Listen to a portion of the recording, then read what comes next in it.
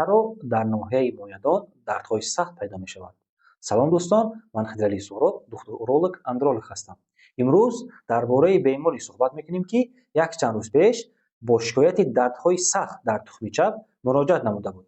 пас аз муоина маълум гашт ки дар бемор тобхӯрии тухм ҷой дорад. инчунин дар муоинаи ултрасадо ва дар доплерография пурра қатшавии гардиши хун маълум гардид. баъдан беморро ба таври таъҷилӣ ба ҷарроҳӣ гирифтем. дар вақти амалиёт маълум гашт ки тухми чап дар атрофи танобаки маънӣ 360 градус тоб хӯрдааст. инчунин тухм сиёҳ буда, ин нишонаи нобудшавии тухм мебошад.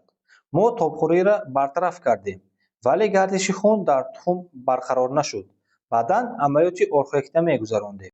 тобхӯрии тухм аз синни 10 сола то 20 сола бисёр вомехӯрад.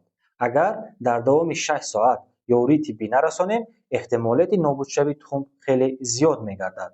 дӯстон, агар дар шумо ё ки дар фарзанди шумо чунин ҳолат пайдо шавад, ҳатман ба духтур муроҷиат кунед, зеро саломатии тухми шумо ин ояндаи шумост.